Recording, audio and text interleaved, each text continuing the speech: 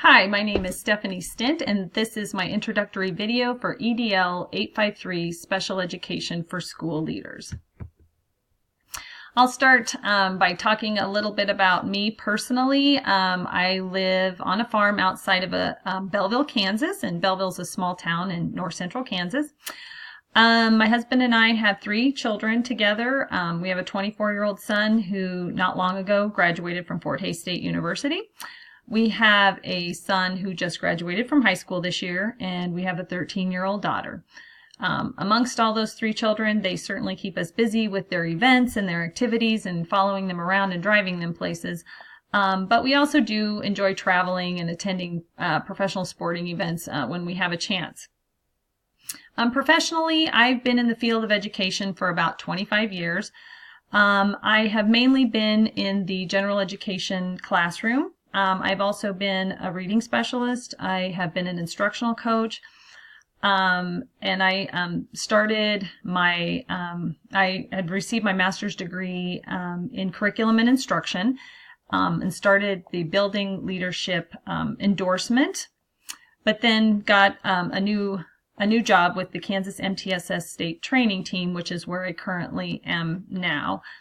And what that means to be on the Kansas MTSS State Training Team, what I do is I consult with schools and districts, their leadership teams, to help them implement a database decision-making model and to implement a continuum of supports for all of their students.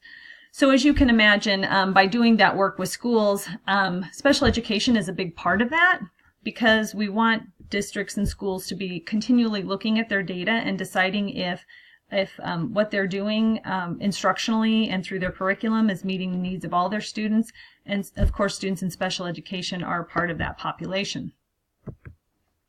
So it was a little bit difficult for me to reflect on my use of learning materials and strategies and my school's use, because I do work with a variety of schools.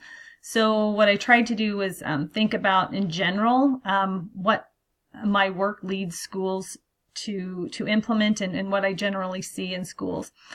So regarding school use of learning materials and strategies, obviously IEP meetings are a major way that schools attend to the learning materials and strategies for students who have special needs.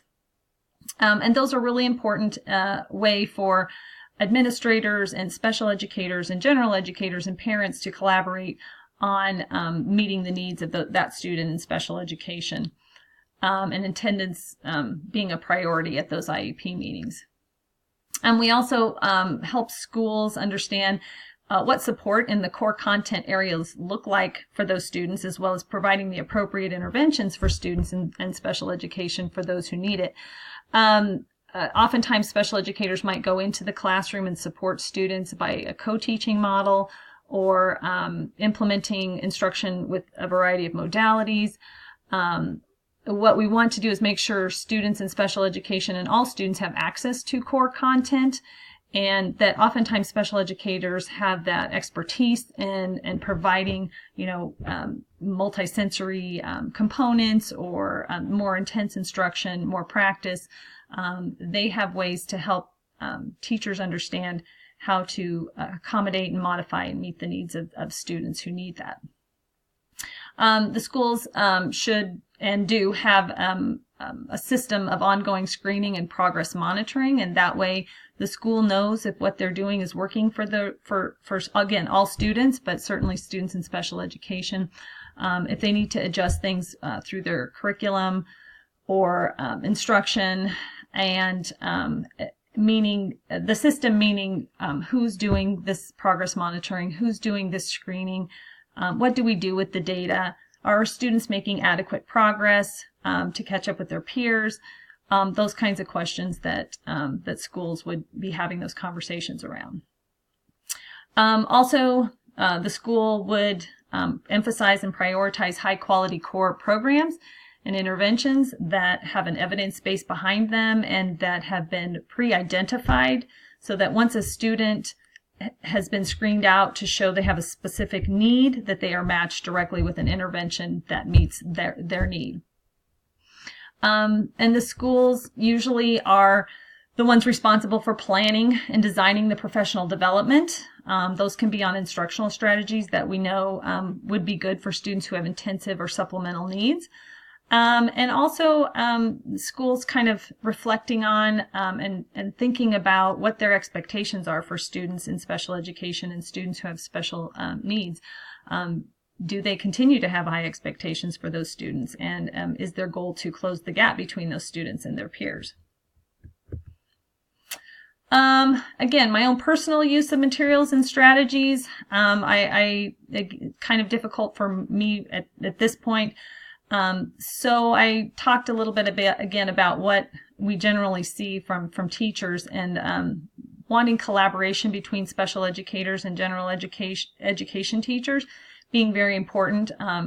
It not being just on the special education teacher to provide the support and the instruction for those students, that this is a team effort, and all of the administrators and the special educators and the general educators are a team in providing for the needs of these students, and that as a general education teacher myself, that differentiation is an important part of making sure the content is accessible to those students. And oftentimes I didn't understand how to do that, and so again, leaning on the expertise of the special education teachers can be really helpful. They know what those accommodations are, they know what those modifications are, and they can help teachers implement those in their content areas. And again, the data can help us understand what our students' strengths and challenges are so that we can help differentiate for that in the classroom. And oftentimes, as a general education teacher, again, in my experience, explicit instruction and routines are things that we can be very aware of and be very cognizant of, that are very helpful for students who have some learning challenges, but also those are good strategies for all students. So a plan that I would suggest, often plans that we discuss with other schools are, again, a professional development plan. Once they've kind of reviewed their data and they've determined what their students need, they can provide their teachers with a system of professional development to give them the knowledge to help them meet the needs of their students. And again, I mentioned the collaboration between general education and special education teachers being really important. A system of regular data review to ensure all students are making adequate progress, and that there's a plan in place to make sure those students have access to the core curriculum, and that the schools should be kind of looking at taking stock of their curriculum and their instructional practices to make sure that they are evidence-based, that they have the curriculum that meets the needs of the students, and that they are available to those who need it. And as far as how funding might play into this, I'm not really sure if funding would be an issue. Typically, we work within the parameters of what the school's funding is and prioritize, what's going to get the biggest bang for their buck as far as results for their students. But obviously, professional development would cost money. Extra staff, if needed, would take funding. Any curriculum or interventions that need to be purchased takes funding, and so oftentimes those things are budgeted for, and we can work within those parameters. So I am looking forward to the rest of this course and meeting the rest of you, and moving forward in this class. So thank you very much.